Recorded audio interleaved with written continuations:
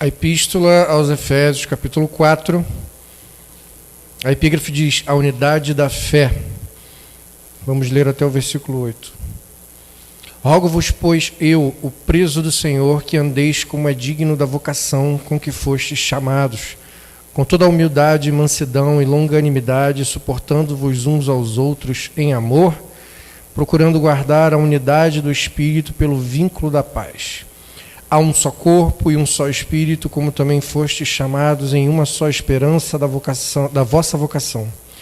Em um só Senhor, uma só fé, um só batismo, um só Deus e Pai de todos, o qual é sobre todos e por todos e em todos. Mas a graça foi dada a cada um de nós segundo a medida do dom de Cristo. Pelo que diz, subindo ao alto, levou cativo o cativeiro e deu dons aos homens. Só até aqui, irmão. Pode sentar, glorificando o Senhor.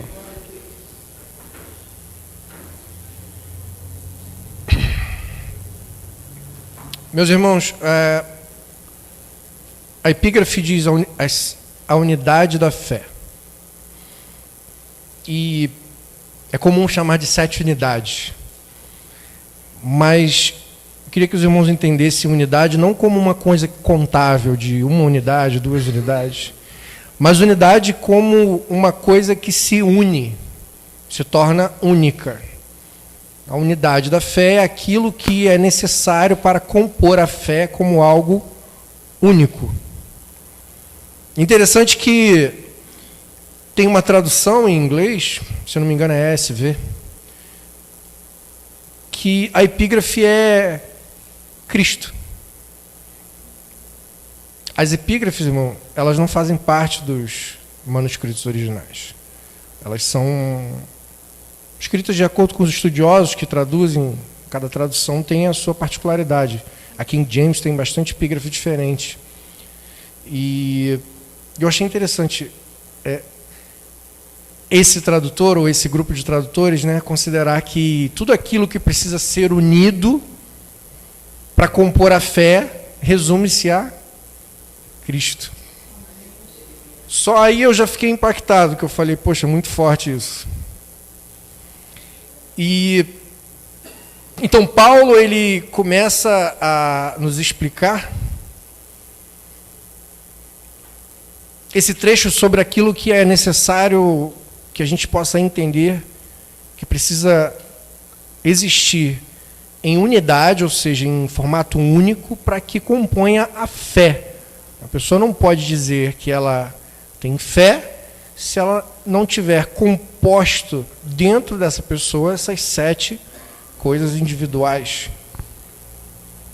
Paulo diz: rogo-vos, pois, eu, o preso do Senhor, que andeis como é digno da vocação com que fostes chamados. Ele enfatiza a sua condição, porque ser o preso do Senhor, nesse caso, faz com que Paulo tenha mais credibilidade, porque ele está lembrando, antes de pregar o que ele está ensinando aqui, ele está lembrando que ele ainda não foi martirizado. A gente pode dizer agora, ele foi martirizado pelo Evangelho. Mas ele já estava sofrendo, padecendo por pregar o Evangelho, por pregar aquilo que Jesus ensinou para a gente. Então ele já roga, ele implora para nós, e ele está dando esse argumento, como uma pessoa que foi presa por pregar a verdade, perseguido por pregar a verdade, e eu tenho total autoridade para falar isso para vocês. E ele diz, o que ele está rogando? Que andeis como é digno da vocação com que foste chamado. Que a gente ande de maneira digna, de acordo com aquilo que nós fomos chamados. Então, todos nós cristãos que entramos numa igreja, aceitamos Jesus, nós fomos chamados por Cristo. Não foi você que, da sua cabecinha, escolheu entrar numa igreja, aceitar Jesus e ser batizado. Deus te conduziu. Deus, ele deu o crescimento, o entendimento no teu coração, te escolheu para a promessa de vida eterna, para a vocação do Evangelho. Então, Paulo roga, ele implora que a gente ande como é digno. E ele explica aqui, ele começa até no versículo 2 falando sobre algumas características do fruto do Espírito, né? Porque são vários frutos da carne, mas o Espírito tem um fruto, composto de 9 características. Gálatas 5:22, se não me engano.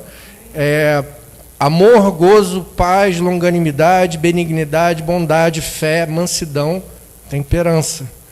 São 9. Aqui ele começa falando, andeis, né? Conforme foste chamado para a vocação, com toda humildade e mansidão, com longanimidade, suportando uns aos outros com amor. A única coisa que não faz parte, biblicamente falando, do texto bíblico de Gálatas, sobre o fruto do Espírito, é humildade. Mas a gente pode entender a humildade como uma composição de amor, bondade, benignidade, né? Então, a pessoa que é humilde, ela tem essas características. Então, Paulo aqui ele exalta o fruto do Espírito, para que a gente ande em Espírito. E andando em Espírito, com humildade, mansidão, longanimidade, suportando os outros com amor, né, a tolerância para os erros dos irmãos. Todos nós somos passíveis a erros, todos nós somos passíveis a pecados, mas a gente tem que tolerar uns aos outros com amor, né? E isso é andar em Espírito. E o versículo 3, procurando guardar a unidade do Espírito pelo vínculo da paz. Então, o que guarda a unidade do Espírito é a paz. Não tem como uma igreja entrar em contenda com outra, não tem como um irmão entrar em contenda com outro, ele não vai ter paz. Se ele não tiver paz, ele não vai manter a unidade do Espírito. E aí Paulo, no versículo 4, começa a explicar essas 7 unidades que formam a fé em uma única coisa. Um só corpo, um só Espírito, uma só esperança, um só Senhor, uma só fé, um só batismo e um só Deus. E aí a gente para e pensa, há um só corpo. Se não houver paz entre as igrejas que não estão em paz não fazem parte do corpo. Se só tem um, só tem um corpo que vai subir para o céu. 5 virgens são prudentes, 5 são loucas. 5 guardaram azeite, 5 não guardaram. Então, há um só corpo. Não importa a denominação. Importa a comunhão. E isso é importante, por isso é importante a gente estar em comunhão, em uma igreja física, num local que foi consagrado, abençoado, ungido, para receber o Espírito Santo, para ministrar a palavra pessoalmente, para que os irmãos vivam em comunhão e vejam o exemplo, o testemunho vivo da palavra, e não só acompanhando por internet ou por pregação. Como eu sempre digo, eu tenho o meu, né, podcast, mas isso é para emergência, irmão. A pessoa está indo trabalhar, quer ouvir uma pregação, está no BRT, está no metrô, bota no fone e ouve. Não é para fazer isso uma rotina e só, não, o meu pastor é fulano de tal dos Estados Unidos. Eu ouço ele toda semana, mas nunca foi na igreja dele. Então você não congrega com ele. Você está aprendendo como se fosse um professor online. Então, por isso a importância, porque há um só corpo, independente da denominação, o corpo que vai subir é a igreja que tem comunhão. Comunhão com os irmãos e comunhão com Cristo. Em um só Espírito.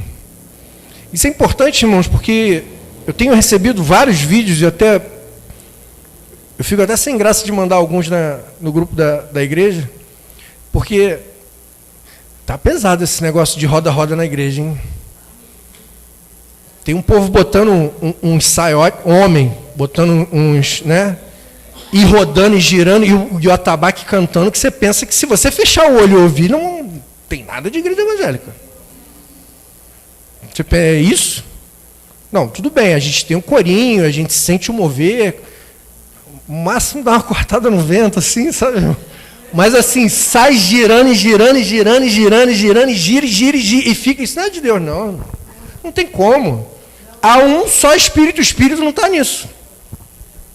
Então, claramente, a gente já vê aí a separação pela unidade da fé. Como também foste chamados, versículo 4, em uma só esperança da vossa vocação. Esperança, irmão, a gente tende a entender a palavra esperança como algo que você deseja, não sei, como que você visse mais à frente ao futuro, mas a gente precisa entender a palavra esperança ao pé da letra. Esperança é algo que você espera. Então, o que é a esperança da nossa vocação? É aquilo que eu espero de Deus, a promessa de vida eterna na glória. Essa é a nossa esperança. Então, se você vai à igreja, ou se o irmão vai à igreja, por qualquer outro motivo que não seja a esperança da nossa vocação, que não seja esperar de receber de Deus a promessa de vida eterna, viver na glória, você não está com uma só esperança. Você está esperando outras coisas. Como eu digo muito, igrejas de porta larga, né? Porque apertado é o caminho, e estreito é o caminho, e apertada é a porta, que leva à salvação, e poucos passarão por ela. E espaçoso é o caminho, e larga é a porta, que conduz à perdição, e muitos são os que encontram. Tem muita igreja de porta larga, pregando prosperidade, com ala VIP. Essa semana eu vi, mostrei para o pastor e para a missionária. Eu comentei, não sei se eu mostrei, acho que eu mandei no grupo da família. Essas coisas eu fico até sem graça, irmão, de mandar na igreja. Está chegando num nível que eu não estou conseguindo, eu vou mandar isso. O que os irmãos vão entender? Igreja com área VIP. Artista famoso, né? Não precisa dizer o nome, entrando pela entrada de trás, com um serviço de alimentação como se fosse café da manhã de hotel, assim, ovinho mexido, comendo ovinho, as cantoras gospel ali atrás, aquecendo a voz, isolados. Não, a gente entra pela entrada de trás, aqui é a entrada VIP. Eu nunca vi isso, irmão. Está indo para show? Tem pulseirinha também? Bebida liberada? Deve ser, né? Faz o pacote logo completo. Eu fiquei assustado, falei, não é possível isso, cara, que eu estou vendo. E aí, igreja. Então, existe esperança? Na verdade, existe. Mas o que eles esperam nessas igrejas? Bênçãos materiais. Eu sempre digo, irmão, bênção é consequência de vida no altar. Deus te dá uma bênção, algo muito bom na sua vida, para te trazer conforto, para te trazer paz, para te trazer refrigério, para mostrar que Ele é Deus na tua vida. Mas se você serve a Deus para a bênção, creia, não é Deus que está te dando a bênção. Está vindo de outra mão. Uma mão mais quentinha, sabe? Que vem mais de baixo, assim. Não é de Deus que está vindo. Porque você vai ficar... a pessoa ela vai ficar... Como é que se diz o nome? Ela vai perder a noção da realidade e vai ficar focada só naquilo. E vai querer só bênção. E vai buscar só bênção. Não, estou indo na igreja, estou sendo abençoado, mas porque você está indo procurando bênção. Mas não é isso que o reino... Não é essa a pregação do reino. Não é essa a esperança da nossa vocação. A nossa esperança é vida eterna na glória. E para isso a gente precisa viver em santidade. Em comunhão, com um só Espírito, uma só esperança. Versículo 5. Um só Senhor, uma só fé e um só batismo. Um só Senhor, irmãos, já vai de encontro a... Essa não tem como não dizer o nome, é a Igreja Católica. Quantos senhores a Igreja Católica tem? Né? Se for parar para chamar negócio de santo, né? Porque Maria, para eles, é santidade. Fora os outros, né? Pedro, eles consideram como santo. E Paulo, João, todos os apóstolos Cada um deles tem lá uma igreja numa paróquia e tem os outros que foram canonizados depois de mortos, né, do catolicismo em geral. O nome da igreja já diz, a Igreja Católica Apostólica Romana. É uma igreja que veio do Império Romano. O imperador Constantino ele viu-se perdendo pessoas, pagadores de impostos, porque as pessoas cristãs já não queriam saber se você quer me matar, pode matar, eu vou para o céu mesmo. Sou cristão. Então ele não queria sair fazendo um massacre por aí, então ele resolveu pegar o paganismo de uma religião que ele já havia em Roma e juntou com o cristianismo e fundou a Igreja Católica Apostólica Romana. Essa igreja tem um monte de senhores, mas a palavra diz que pela unidade da fé, para que a fé exista, precisa ter essas coisas compostas, 7 unidades, é um só Senhor. Não há nenhum nome sobre o nome de Jesus. Não há nenhum sangue sobre o sangue de Jesus. Não há nenhum sacrifício sobre o sacrifício de Jesus. Não há nenhum martírio que exalte acima de Jesus. Não tem. Ninguém é capaz de chegar nem próximo ao escabelo do pé, em termos de ação na humanidade. Há um só Senhor. O que Jesus fez por nós não pode ser substituído por nomes mortais, meros mortais. Né? Então, uma só fé, a gente crê em Cristo, a gente crê no milagre da salvação, no arrependimento, na purificação dos pecados através, né, do sangue de Jesus e do seu sacrifício, no arrependimento e na confirmação através do batismo, como também diz aqui, há uma só fé, um só batismo. Esse batismo nós cremos que é por imersão, não por aspersão e nem por... tem um outro nome que eu esqueci, que derrama. Existem alguns estudiosos que falam que em certas condições, e eu também concordo, irmão, a pessoa está deitada no leito de morte e precisa ser batizada e está querendo aceitar Jesus. Aí os estudiosos entendem que você derramar água na cabeça como representa o derramar do Espírito Santo. É uma outra abordagem, mas você não vai pegar e batizar as pessoas na água do mar pulando onda. E tem igreja que faz isso. Não estou inventando da minha cabeça.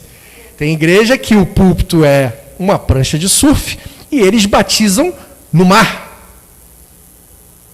Você sabe por que macumbeiro vai no Réveillon pular 7 ondinhas, né? Porque a água tem sal. Eles usam sal em rituais para tirar olho grande, inveja, essas coisas, mal olhado. Usam sal. A água já está com sal, então eles vão lá. Pô, se o macumbeiro usa aquela água, tu vai usar a mesma água para batizar, irmão. O batistério ele precisa ser consagrado, a água precisa ser ungida, depois do batismo a unção é retirada, mesmo regime de uma ceia. A unção é retirada depois que o material da ceia não foi utilizado. Não é simplesmente um monte de potinho com um pãozinho e o suquinho já cortadinho na mão. Não, o partir do pão faz parte do ritual, porque são as pisaduras, né, representa as pisaduras que Jesus levou na cruz. Então o pastor partir o pão na frente da igreja faz parte do ritual. Então, um só Senhor, uma só fé, um só batismo e um só Deus, Pai de todos. Esse um só Deus vai de encontro a todas as outras religiões, e hoje a gente vê o ecumenismo crescendo, agora não com tanta velocidade, porque houve uma reação muito forte da igreja evangélica contra o ecumenismo, então eles estão sendo um pouco mais discretos. Estão aguardando, talvez, esse é o meu entendimento, a vinda, né, do filho do cão, que vai se apresentar em algum momento, né, como líder mundial, e quando ele aparecer e se apresentar como líder mundial, vai vir um profeta, chamado pela Bíblia de falso, chamada besta. Ele vai aparecer e eles vão impor a religião deles. Essa religião vai dizer que todos os caminhos levam a Deus. Mas não é isso que a Bíblia diz. Não há como ir a Deus se não for por Jesus. Então só temos um Deus, só temos uma maneira de ir até Deus, que é através de Jesus, o qual é sobre todos e por todos e em todos. E isso é interessante porque mostra nessa frase a onipotência, onipresença e onisciência de Deus, que são as características principais que só pertencem a Deus. Ele é sobre todos, ele é onipotente, ele é onipresente, né? Ele é por todos onipotente e é em todos onisciente. E aí Paulo vai no versículo 7 e fala: mas a graça foi dada a cada um de nós, segundo a medida do dom de Cristo. E é importante entender nessa parte, para a gente não confundir, a graça que nos foi dada através do dom de Cristo é diferente dos dons do Espírito. E a gente vai dar uma breve olhada aqui, e eu vou explicar para os irmãos. Essa graça que foi dada através de nós, através de Cristo, segundo a medida do dom de Cristo, a gente consegue ver ela detalhada em Romanos, capítulo 12, que vai do versículo 6 ao 8. Eu vou ler para os irmãos. De modo que, tendo diferentes dons, segundo a graça que nos é dada, se é profecia, é o primeiro dom, seja ela segundo a medida da fé. Se é ministério, segundo o dom da graça de Cristo. Ministério, seja em ministrar. Se é ensinar, que haja dedicação ao ensino. Ou que exorta, 4, use esse dom em exortar. O que reparte, 5, faça-o com liberalidade.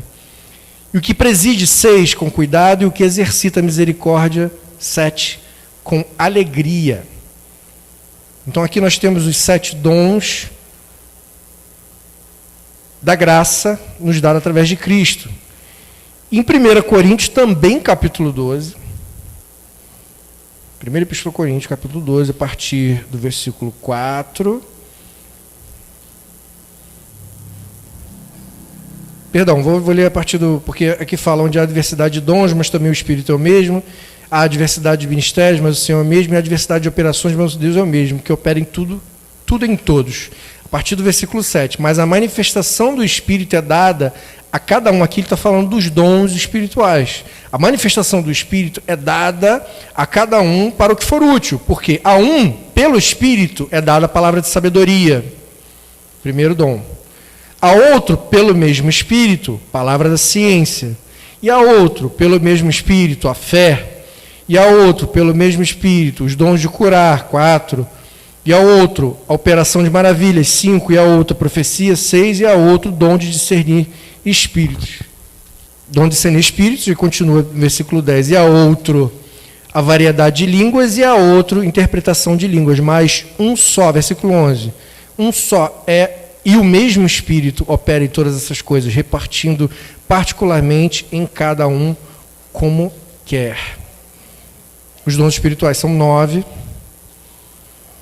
Os dons da graça que nos é dada por Cristo são 7. E aqui, em Efésios, Paulo está falando sobre os dons, o dom que é da graça, né, os dons de Cristo.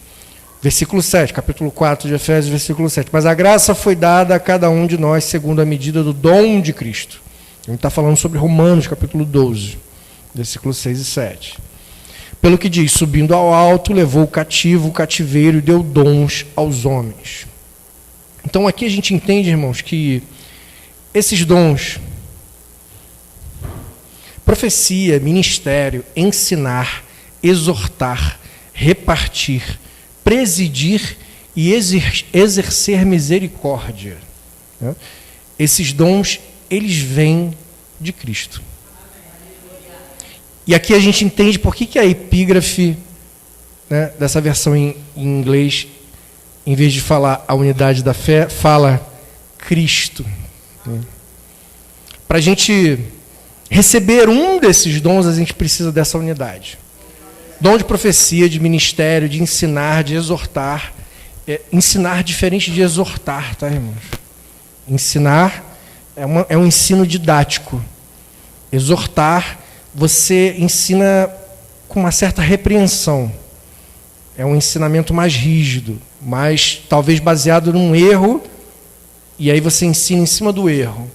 O ensinar não. O ensinar, a pessoa não sabe de nada, você está passando um conhecimento. Então, por isso que eles têm essa distinção. Então, exortar é um dom que vem de Cristo. Você saber, né, brigar com alguém e dar uma chamada, né, do Espírito. Você precisa da unidade da fé e você precisa receber um dom desse, se é profecia, se é ministério, se é ensinar, se é exortar, se é repartir, se é presidir ou se é exercer misericórdia. Então, independente de qual desses dons, irmão, no seu coração você tenha, eu queria muito receber esse dom de Cristo, a primeira coisa que tem que partir do nosso coração é manter a unidade da fé dentro do nosso coração, porque as outras coisas, elas são consequência. Cristo, ele dá com a graça, o Espírito também dá os dons, e os dons do Espírito são irrevogáveis. A pessoa, se ela recebe um dom espiritual dado por Deus, e se ela se afastar da igreja, ela continua com esse dom. Os dons espirituais são irrevogáveis. Então a gente precisa ter a unidade da fé solidificada dentro dos nossos corações. Um só corpo, um só Espírito, uma só esperança na salvação, um só Senhor Jesus Cristo, uma só fé, um só batismo nas águas, um só Deus e Pai de todos. Que Deus abençoe a igreja em nome de Jesus.